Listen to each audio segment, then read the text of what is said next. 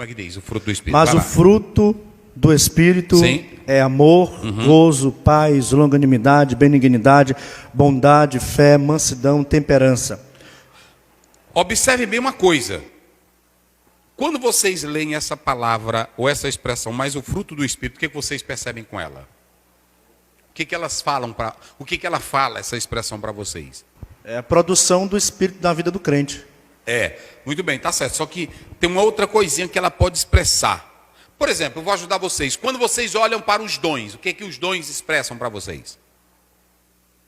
Os dons. Falei. Mas para fazer a obra? Isso. O que os dons?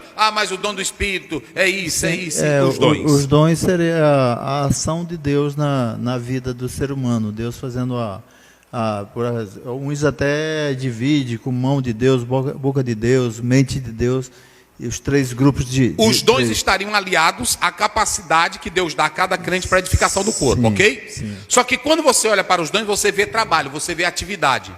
E às vezes até você vê arrogância, porque a pessoa diz, aquele fulano tem um dom de curar. Não é assim? Quando você olha para o fruto, a primeira coisa que você vai ver é a essência, gente. Entenderam? É isso, preste bem atenção. Quando eu olho para o fruto do Espírito, eu estou olhando para a essência da real comunhão que eu tenho com Deus. O fruto, ele vai dizer quem é que eu sou em Deus. O dom, ele vai dizer aquilo que Deus faz através de mim pela capacidade dele. Mas o fruto, ele diz quem realmente eu sou em Deus.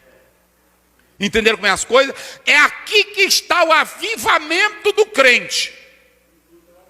E o fruto, e isso nós vamos já explicar aqui, olha, o que o Léo está falando ali. Esse fruto aqui, ele vai mostrar para mim o fruto do Espírito. Esse, observe, está no singular. Olha aqui, ó. Lego, der, pneumati, mais o fruto, aqui, ó. Quando você vê, mais o fruto. Esse fruto aqui, eu vos digo aqui, olha, tá aqui, olha. Mais o fruto, olha aqui, ó. Sarkos, do grego, que é o fruto. Agora, quando você observa, cadê meu texto? Eu vou ler bem aqui. Aí é o qual? É o verso qual? 22. Olha, diz assim, rodé carpós tu pneumatos. Esse carpós tu pneumatos que está no nominativo, mas o fruto não é teu. Vocês se lembram que o texto diz, mas as obras Qual é a diferença entre obras da carne e fruto do Espírito? Agora vocês, isso aí está fácil para vocês hoje. Essa daí está fácil. Obra da carne e fruto do Espírito, qual é a diferença? Vamos lá. Quem pode? Eu acredito que as obras da carne vêm da própria natureza carnal, né? Gerada pela concupiscência do próprio homem. Por isso que eu coloquei aqui, ó. Erga é aquilo que o próprio homem produz. Quando você entra na dimensão do Espírito, você não produz nada. Você não produz nada. Quando você entra na direção, quem é que assume o controle da tua vida? Quem é que assume a direção da tua vida? Quem é que vai te conduzir pelo novo caminho? Quem é? Bem forte? Espírito Santo. Hein? O Espírito Santo. É o Espírito? É o Espírito Santo, não é isso? Carpós, tu. E observem bem que quando ele fala aí, ele coloca carpós, tu, pneumatos. Ou seja, quando você observa carpós no nominativo, observem que quando você atenta para esse carpós, não é obras, é fruto. Ou seja, aqui você está totalmente no singular. Carpós é nominativo. A gente pensa, quem lê pode pensar que é plural, mas não é. Mas o fruto do Espírito ou seja, o Espírito Santo, ele vai produzir o que você não pode produzir.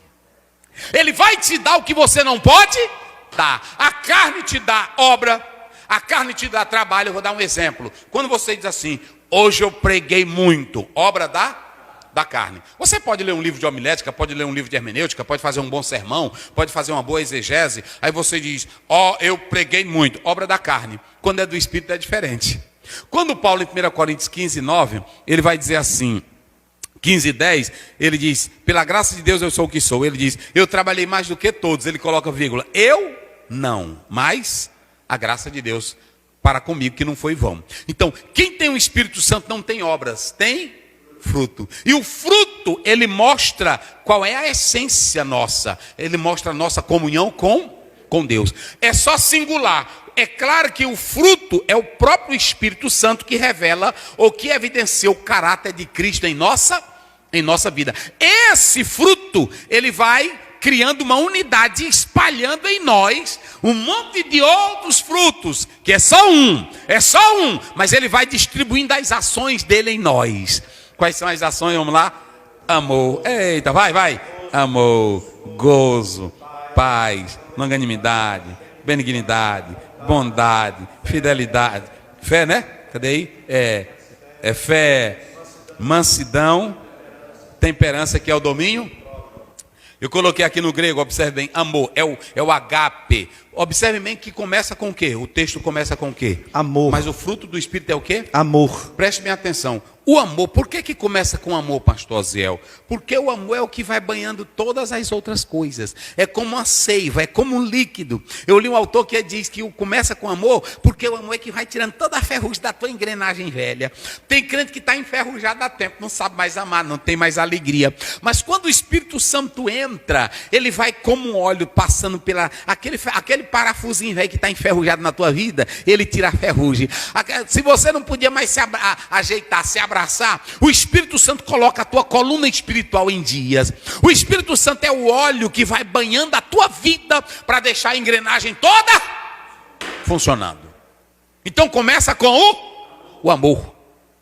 Com o amor. Então, quando você observa, aí ele diz, olha o crente avivado. Crente avivado tem amor, que aí, esse amor aqui, na verdade, irmão, eu coloquei aqui, Paulo começa dizendo que esse amor aqui é a decisão de tudo. Por que eu decido ser bom? Vamos lá, por que eu decido ser bom? Por causa do amor. Por que eu decido ser benigno? Por causa do amor. Por que eu decido ter alegria e gozo? Por causa do amor. Por que eu decido, por exemplo, ser manso? Por causa do... Então tudo começa com o quê? Qual é a base? É o amor. Então é muito importante que vocês atentem para isso, irmão. Eu tenho várias referências aqui, mas eu não vou citar porque é coisa demais. Mas observem bem, o amor. 1 Coríntios 13:13. O amor, observem bem. Eu já citei 1 João 4:8. Deus é amor. 1 Coríntios 13:13. Gozo. Está lá em João 15:11. Como é que diz 13:13? Agora, pois, permanecem a fé, a esperança e o amor. E quem é o maior? O maior destes é o amor. Pronto. Agora, só para você ter uma ideia. Gozo. Vamos lá para João 15:11. E depois 1 Tessalonicenses 1:6. Rapidinho, vai aí. Pai, você já sabe. Filipenses 4:6, né?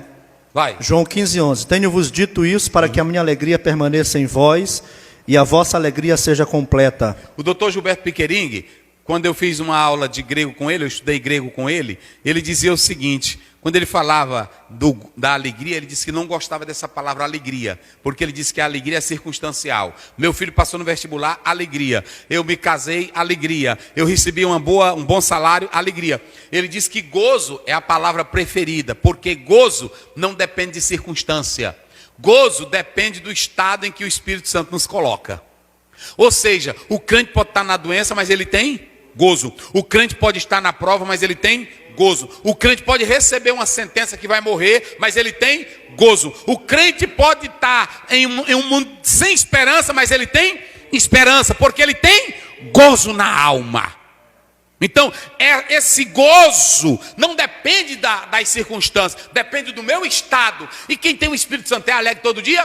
E quem tem o Espírito Santo tem felicidade toda hora? É gozo. Eu também prefiro como ele a palavra gozo. Oh, coisa boa. Longanime, a paz. Aí você tem dois sentidos. Paz de Deus e a paz com Romanos 5:1. Justificado, pois temos paz com Deus por meio de nosso Senhor Jesus Cristo. Justificado, pois pela fé, temos paz com Deus. Longanimidade, marcotomia, é a paz e...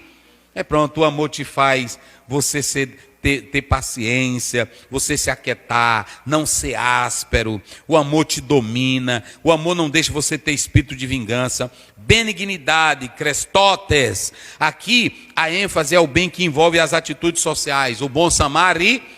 o bom samaritano. Bondade, a bondade aqui, meus irmãos, ela está envolvida com a conduta. É alguém que faz o bem porque a sua alma é reta, porque o seu espírito foi transformado. A bondade dele não é bondade filantrópica, não é bondade para receber isenção de impostos. A bondade dele é o caráter de Cristo dentro dele. Fidelidade é a fé.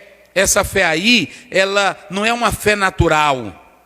Aqui, ela envolve também confiança, caráter. Observe bem que a fé, pits, do grego, ela fala de crença, de confiança, de doutrina. Mas aqui, fala do cristão que tem fidelidade. Mansidão, praotes, quer dizer gentileza. Faz o bem ao outro com toda humildade, porque não é carnal. Domínio próprio, encrateia, controle, sabe se controlar, não é morto de fome, não é desesperado, sabe se controlar, as paixões não dominam mais ele. Então, quando isso entra, você tem na verdade essa vida, é aqui que eu quero mostrar para vocês, essas 9 qualidades, elas evidenciam um crente que é verdadeiramente espiritual. Por isso que eu coloquei aqui, o cristão produz frutos e não obras. O que é o fruto? Explicamos. E a produtividade? São essas 9 qualidades que o Espírito Santo traz para nós. Os 9 frutos maravilhosos.